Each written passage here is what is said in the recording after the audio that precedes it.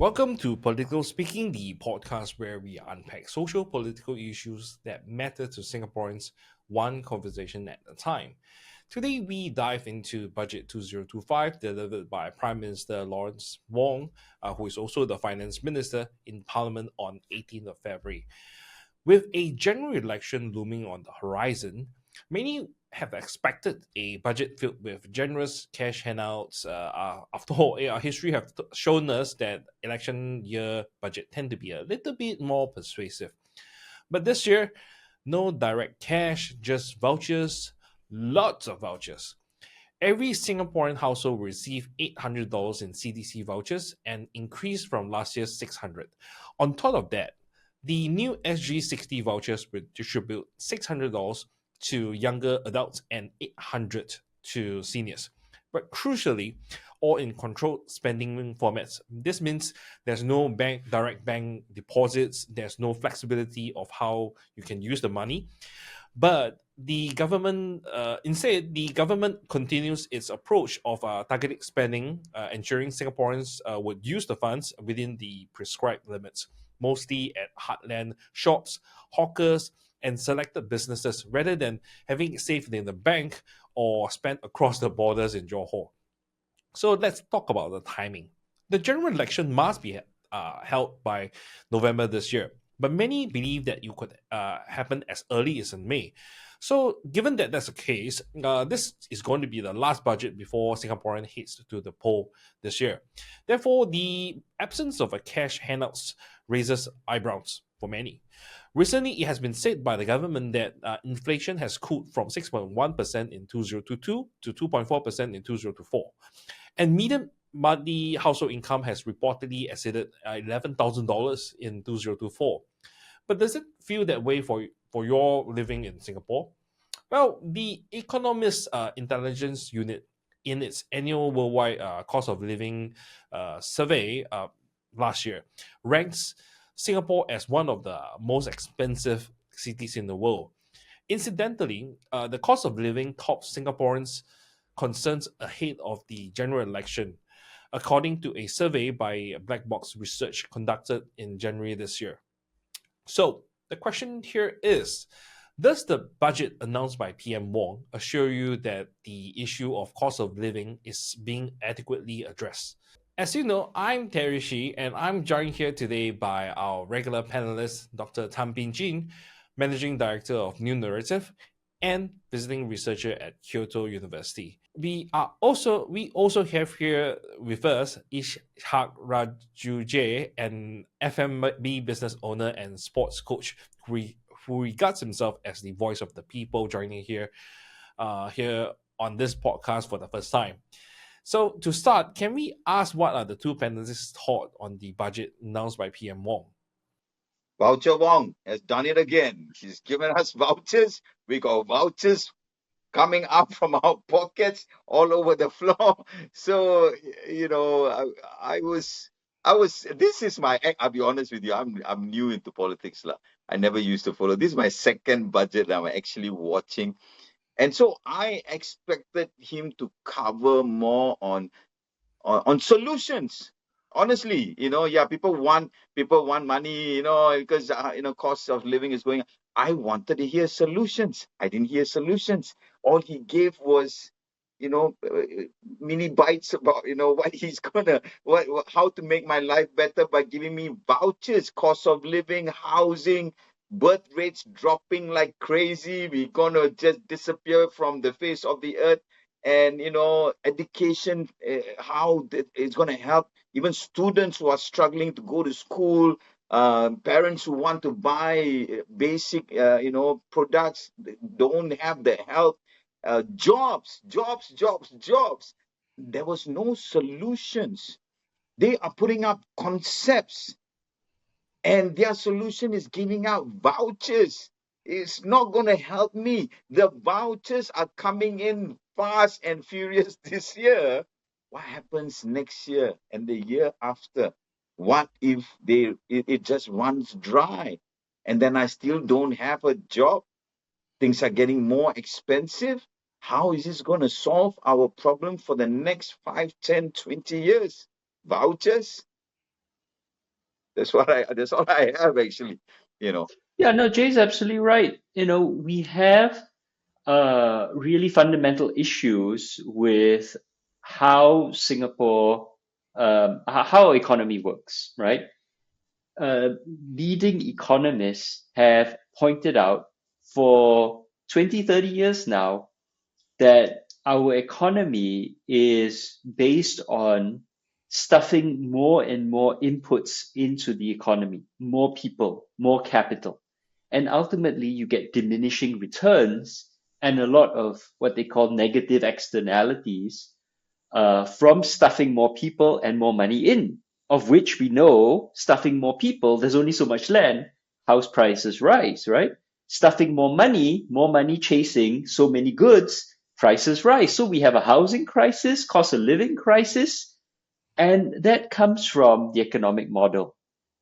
What economists have recommended, and this is, look at Linda Lim, Pang Eng Fong, they're writing, right? This is not just activists. These are actual, very well respected economists saying is that we need an economic model that is based on innovation, productivity increases, getting more bang for your buck.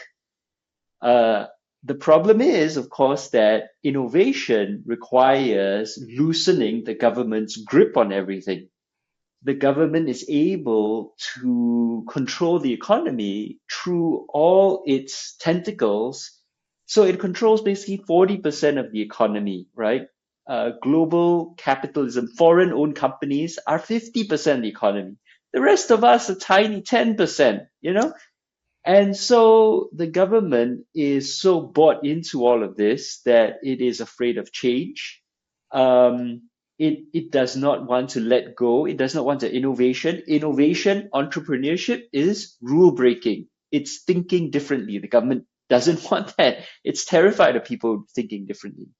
The irony, of course, is the government itself, through all its repeated reports, conversations, Forward Singapore, itself says we need more entrepreneurship, right? Yeah. We need more productivity growth. But they're also bought into the current system. They're so incentivized to continue it, that they can't change. And the budget every year is an opportunity for change. It's an opportunity to signal, look, we have all of this money. This is how we're going to spend it. Are we going to spend it to incentivize entrepreneurship and innovation?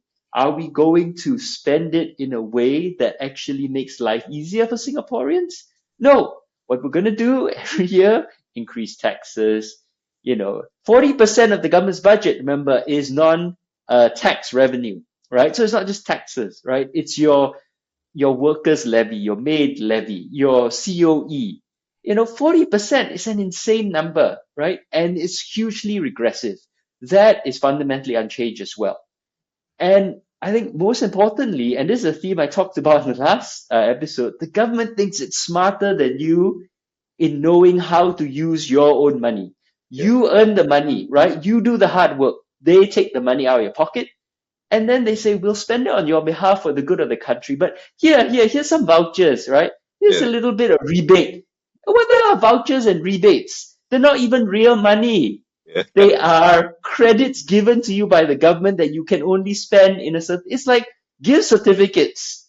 If I give you a Popular or a Kinokuniya gift certificate, you can only spend it Popular or Kinokuniya. Yes. If I give you cash, you can spend it anywhere. It's Yes. up to you. But no, these vouchers and rebates. So you look at the schedule. When is the actual cash? I think there's one in August and one in December. Yeah.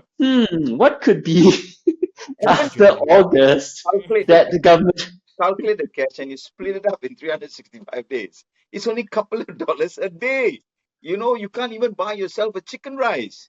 And they say, oh, look at the amount of money we get. It doesn't. You see, this is what people were hoping for. They were hoping for cash, and we get IOU notes, or notes that say, okay, this person with this note can buy this at your shop, and they control where we buy and what we buy, right? So once you finish your supermarket voucher, you use for your utilities, but everything is going up. Sometimes we need cash, and we don't have that. So this is the issue, man. How are you gonna, like I say, you're putting out concepts of did you talk to us about jobs? You're talking about skills future. You want to give more money for skills future? Fine. I've got about 20 friends who got all the certificates you need, and then they can't even get interviews because the mindset of the employer is not in tune with what you're saying. And so there's no enforcement on this. So I'm 58. I I got retrenched because of what I said on social media. I applied for jobs. Nobody calls me for interviews. Even I teach in schools, but that is diminished also. Not many people want to call me back. But I'm a different case. But what about the normal Joe who got retrenched and then he goes gets his skill future for whatever cause and he can't go even get an interview? So you can put up all this concept, but if you have not enforced it in one way or another, people are still losing out, and we are doing low level jobs like Grab and cleaning, whatever. So this we can't cope with this, and you're going to think that you're giving us voucher. Wow, so and you want us to vote. You back whenever there's elections coming, and you with the vouchers in mind. Come on, give us some real hope for the future. Give us proper solutions on how you're going to change it.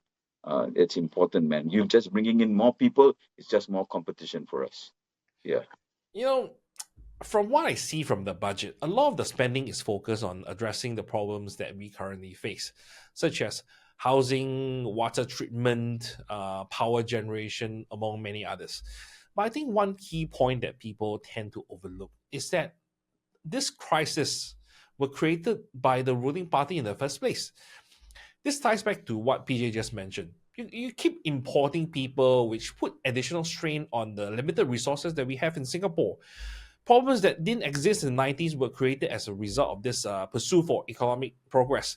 But due to the increased population and the industrial demands, we now require additional high flux system, or desalination system, as well as Infrastructure new. costs goes up. The infrastructure costs go up because of the number of people coming in. We can't handle with the new influx of people, our infrastructure right now is not equipped to cope with the amount of people coming in, whether it's the MRT or we don't have enough polyclinics. I've got 2 polyclinics in Yishun. It's crazy, because of the amount of people coming in. You're not controlling that. You just people, and then who pays for it? We pay for it. And then what about the industrial use of our utilities? We still pay for it, is it? Or we share the cost. That's not fair, right? So I wrote about this before, how all these data centers coming in would consume a huge amount of power, and as a result you would require increase of power generation, and then carbon tax are being imposed on power plants, which in turn pass the cost to industrial and residential consumers. And why are we having to pay for increased generation costs when we didn't have to in the past? It's the same issue with water, and with land it's the same story. They keep saying that we need to build more houses because of high demand. But where is this demand coming from? Singapore's TFR is declining over decades, and many families are now choosing not to have kids. So, where is the population growth coming from? Simply from immigration. And that's my point. They keep rolling out all this budget and spending huge amount of money to address these issues, but they simply refuse. I wouldn't say, I'm not sure whether they refuse or they are just babodo, that all these issues that come up is as a result of their economic policies. Our infrastructure is being pushed to the extreme, to the brink of collapse, because it has not been properly managed in terms of capacity and flow. We saw this in 20213 with the population white paper, where they say, okay, we're going for 6.9 million.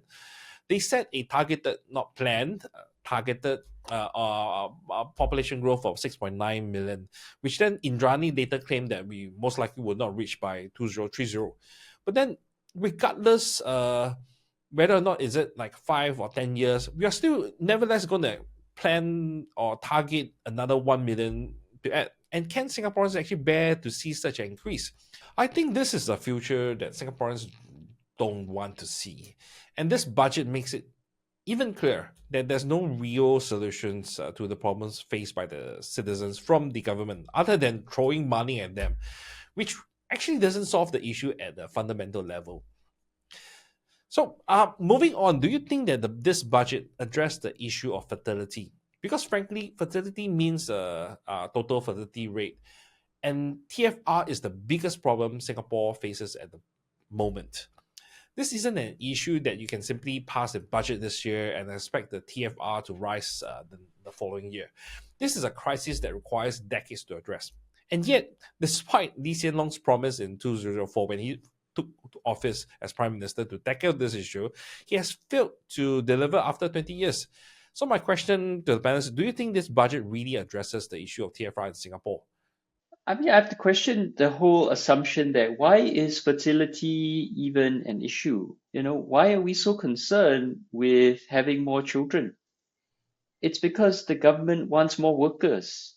The fundamental basis, the assumption under a lot of their policies is we need Singaporeans to be economically productive citizens, right? And so when they talk about fertility, right? Okay, you want to have more people, but then it's at the same time they pressure Singaporeans to work more, right? Work longer hours. Because of rising costs, we have to work, more multiple jobs. We can't take breaks. We can't enjoy our families. We're crammed into smaller and smaller homes because the country, is totally overcrowded. There's, education, right? I mean, that itself is a huge, huge mess, and the cost of education, the educational outcomes in Singapore, studies have shown, highly correlate to how much you spend on tuition, right? And the cost of raising a kid in Singapore is so expensive, and I that's why I stopped at one, right? Because it's just too expensive. And what I went through, with our son I don't want to go through that again. So it's the whole basis for the question, right? The whole idea that that we are economic units, is itself, I think, extremely problematic.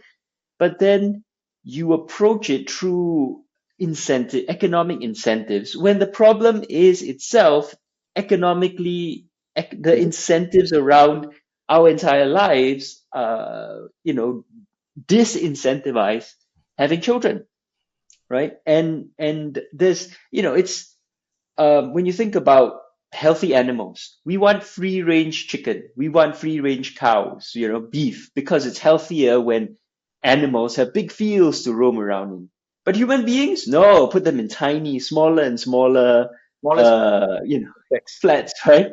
Yeah, we won't eat eggs from chicken, which are in coops. We won't eat pork, or when the animals can't even turn around the cage. But it's okay for our citizens. I mean, where's the logic?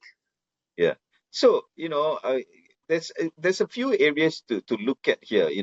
When you talk about, like what you said is correct. The reason why people are not having babies, we have got to do 2, 3 jobs. At the end of 3 jobs, you're gonna come home, dim the lights down, play some nice romantic music, and say, "Come on, darling, let's go to the room." It doesn't work that way, because we come back home by 11 and we got to wake up at 5, where there's no mood for anything else. And also, like I said, the cost of living is so high, and like what you said, is perfect. And the first time I heard somebody actually say it. They say, what is the reason why you want more people? Is because you need to support the economy. You don't have to. And they keep saying in another couple of years, we're going to have 1 in 4 who's going to be above the age of 65. We have a senior population coming along. We don't have dead population. They can still work because your retirement age has improved. Correct or not? They can. You telling me in another 7 years I would be just crawling around in my house, in a vegetative state? I will still go to work. I can still be contributing to the economy. They need to see that. You always play the downside. We are an aging population. We are not a dead population. Even new citizens you bring in tend to get old unless they are AI. So they are just talking about issues, and their only vision is to bring in more people and more money. It's not going to solve it. We're going to have an infrastructure explosion, and they have to solve it. Like simple thing, even GST. Okay, let's look at a birth rate. How do you improve it? There are a section of people having babies. I had a child, just one boy. I've got two from previous marriage, but with my wife, we had one child. Because you know why? It was not so much of the cost. Yes, the cost is expensive, but the trauma of taking care of my baby for the first 1 year, we were walking around with no sleep like zombies, and we have to still go to work. And so, how are people going to manage this? Yes, you have daycare, nursery right below the block, but what people actually need right now, this is a problem solver, is a 24-hour infant care. And if you have that in all the neighborhoods, parents who are working 2, 3 jobs, they can still go to work, come home 5 p.m., pick up the child, drop the kid off again at 10 p.m. in an infant care 24-hour. They will think about having a second child, because you know why? The state has provided a service where the child is taken care of in a proper manner, in a proper area. And so cash incentives are important, but you need to look at their social environment. Why are people not having enough babies? Yes, the money is expensive, but also who's going to take care of the child when they go to work? So these are the things they have to solve, and that's why Indrani Raja, when Manwai asked what's the target for your population growth and all, she didn't want to guarantee it because they couldn't keep up with their promise. Yeah, it cannot be guaranteed, but there's no vision on a lot of things they can look at. A lot of things can be solved. Even GST, they keep talking about vouchers. What about just doing a refund for low medium houses every month, like credit cards? They can do a refund for those low medium houses who are not, the total income of the house is only $2,000. They got 4 kids. Do a refund for them. It is not difficult. And then, essential goods. Why are you charging such a high GST? I spoke to a guy who's a caregiver, and for him to buy, because his brother is very old, and he needs to take care of them.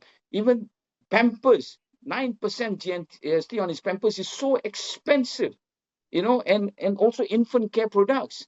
I had a child, I got retrenched, didn't have money. I got my baby bonus. I took the baby bonus card. I went into a supermarket, put in 2 big, chunk of infant milk powder, went to the front of the queue, and they say, sorry, sir, you can't pay for this with that card. I say, why?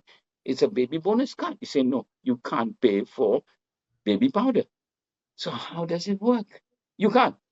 You can't. You can't pay for baby powder with the baby bonus, the one that they credit into your account. When they give you cash, right? If you want to take cash, you can, but we didn't know, right? So we say, oh, transfer into the card so we can use the card for my baby.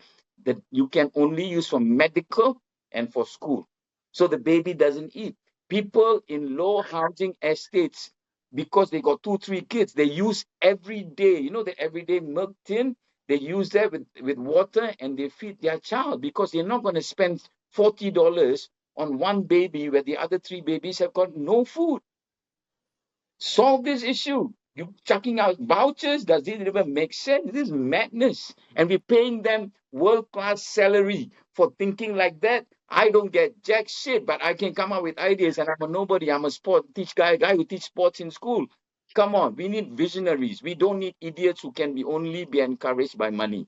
It's not working. Let's also point out that there are very good proposals by opposition parties and by academics and independent thinkers. There's plenty of ideas out there, right?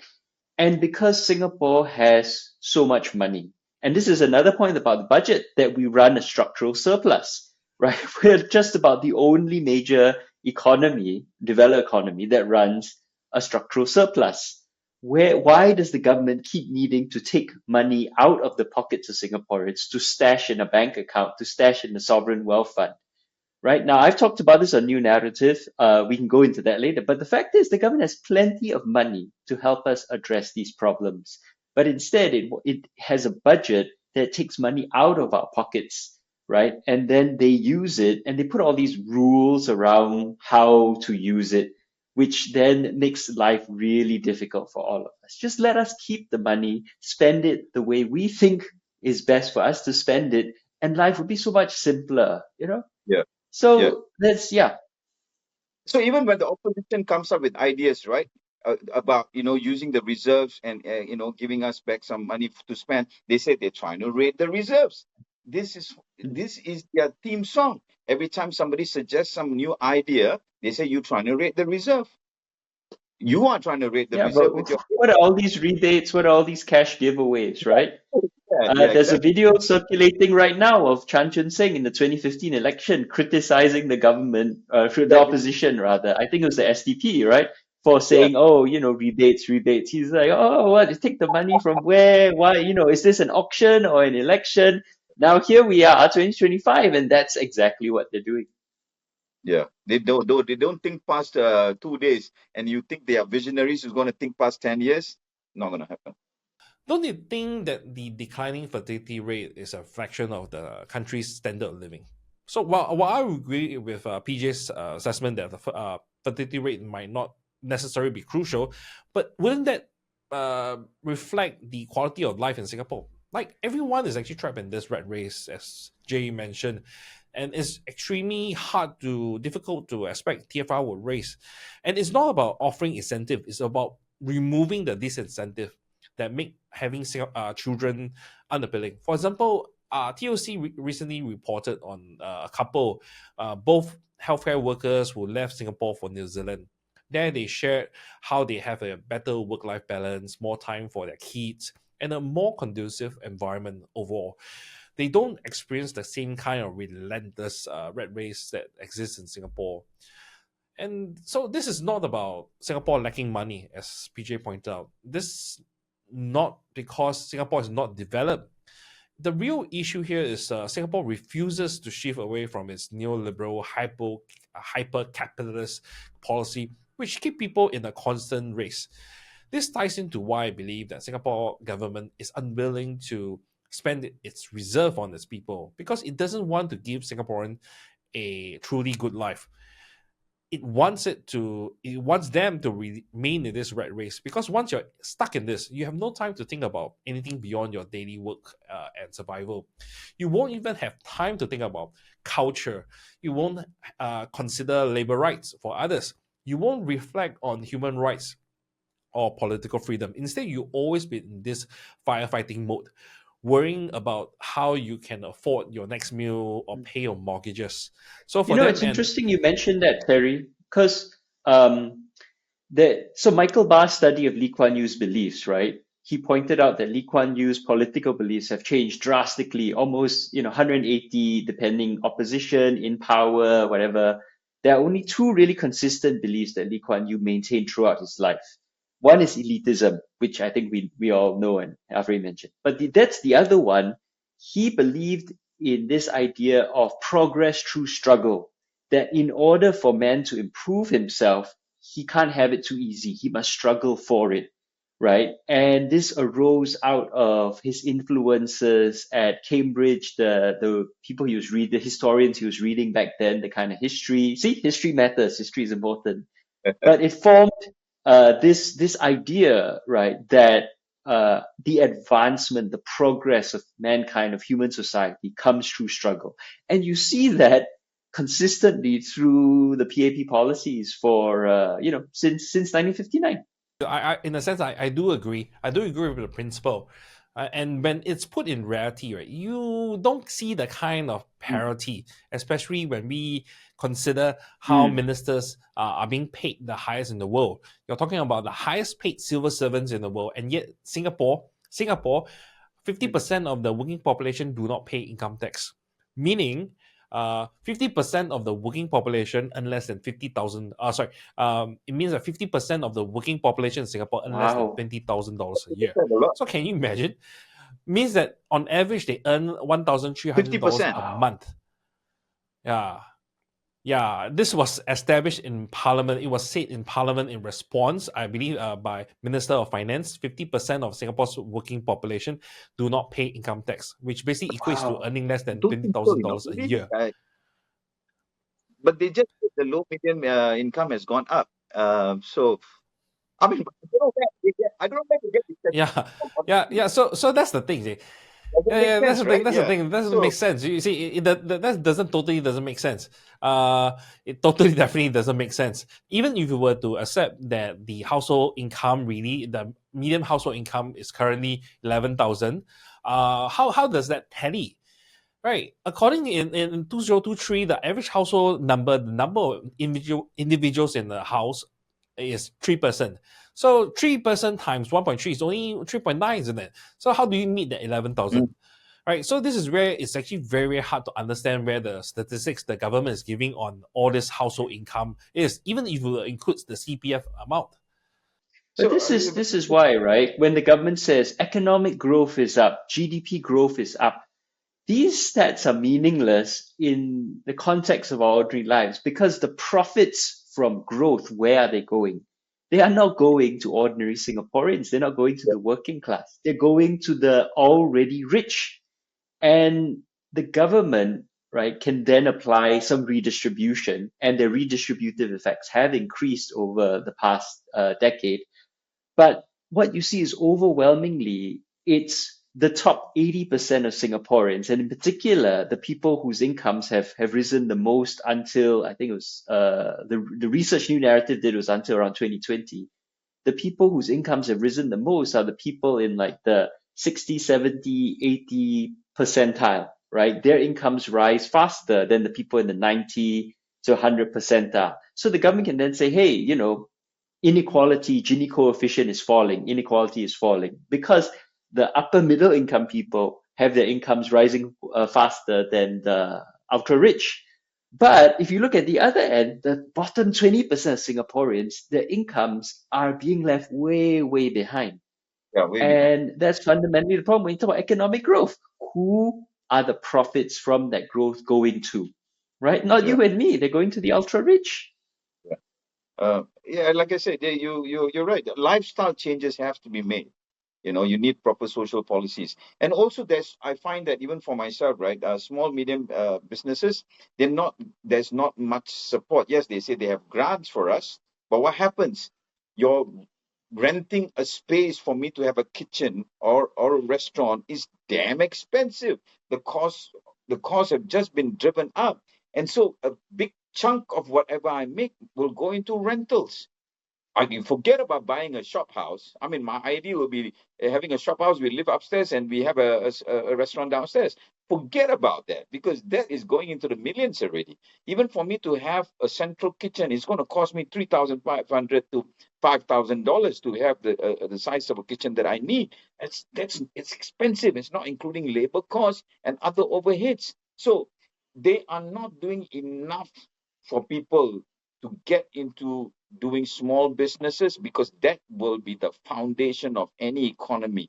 Because when we can make money ourselves, we don't have to look for handouts. And in time to come, we can become capitalists and invest back into our economy. We don't have to depend on foreigners. Even at the age of 65, we can still run a kitchen or a restaurant. So, that is another sector that they are saying they are supporting, but they fail to look at the cost of us renting a space or even buying a space, which is impossible to think of. So these are the areas they really have to put in some But the effort. And government is not incentivized to change. On the contrary, the government is disincentivized to address that because who is the biggest landlord in Singapore? It's the government itself.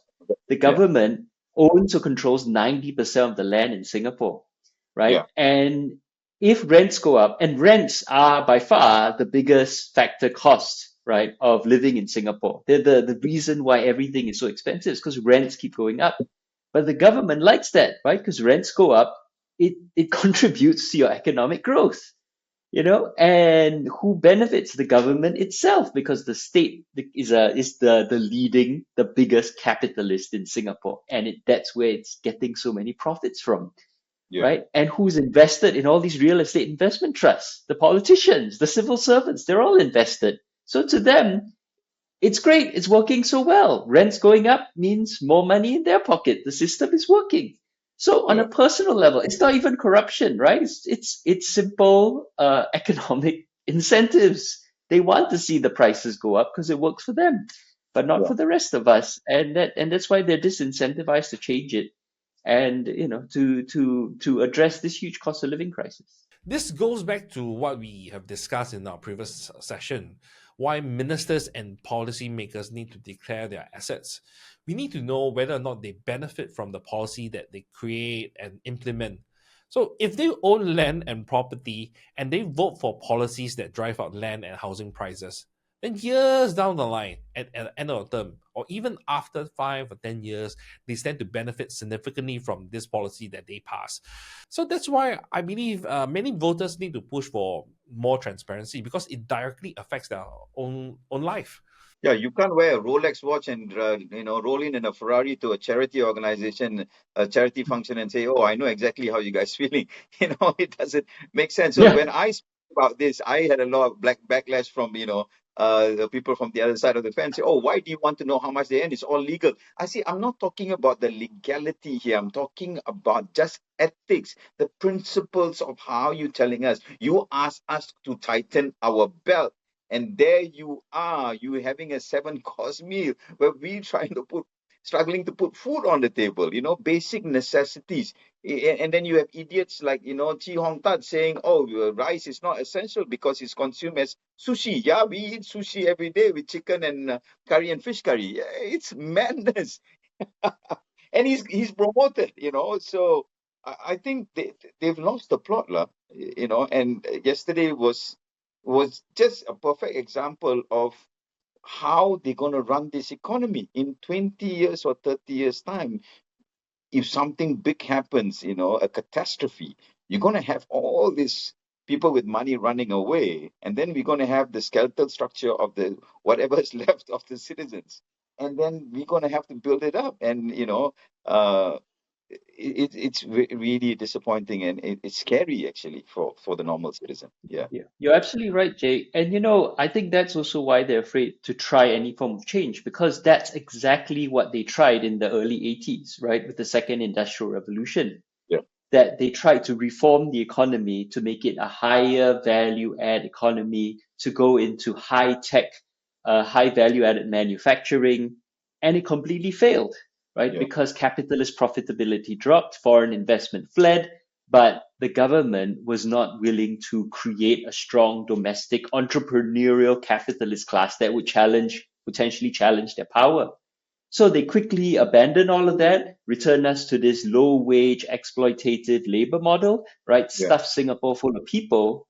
But you think about the 4G today, right? And they think about, oh, we need to change. We know we need to change, right? It's in the Forward Singapore report. It's in the Singapore conversation. We know we need to change. How do we change?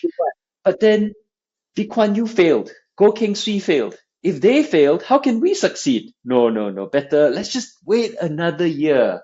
And then another year becomes another year. And next thing you know, we're in that crisis that we all can see coming. Yeah. So I think they're afraid to take the risk, because if you're going to make drastic changes, right, there is going to be a bit of whiplash, all right? And so they don't want to take responsibility. We do not have a leader who's made of metal or iron or whatever alloy is made of. Don't have the person with that kind of guts to say, look, I'm going to make some critical changes. You say you do not want so many people coming in. We're going to make changes, but there's going to be a bit of whiplash. Don't whine about it. We're going to struggle a bit for 2-3 years, but we're going to come out stronger. I mean, look at the Chinese. They suffered a bit after their revolution, and then they changed the way they structured their economy. And look at them now.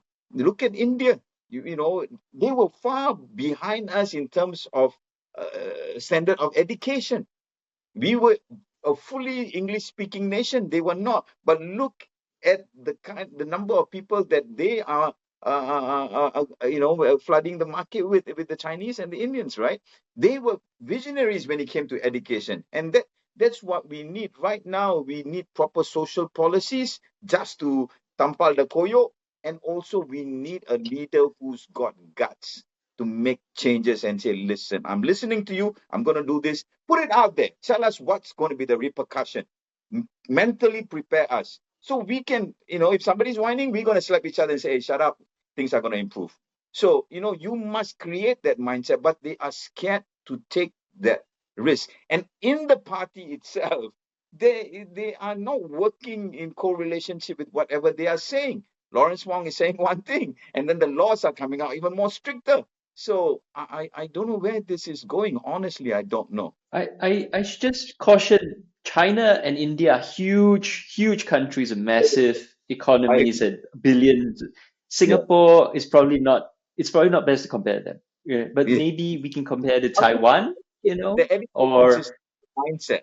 yeah, Taiwan has successfully moved into high-end manufacturing, right? Foxconn and so on. So there's one option.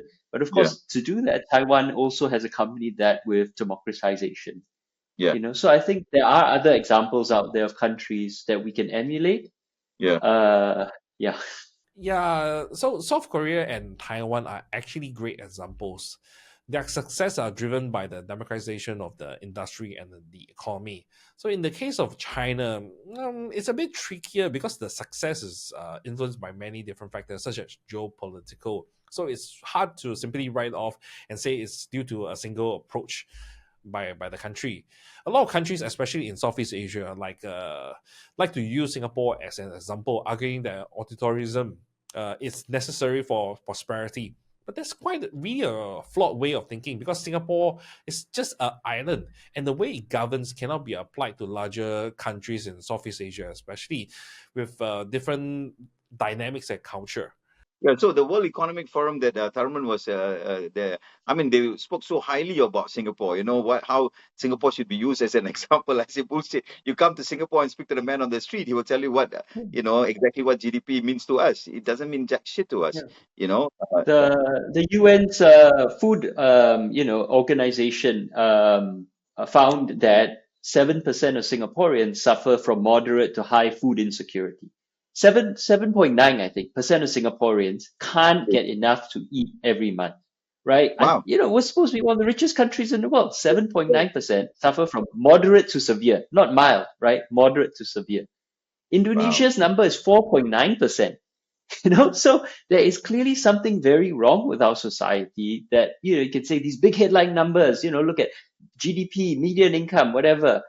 But if you have nearly 8% of your people who can't get enough to eat every month, there is something deeply wrong. So to conclude, let's take a closer look at the Forward Singapore program that PAP government, the ruling party, has been carrying out.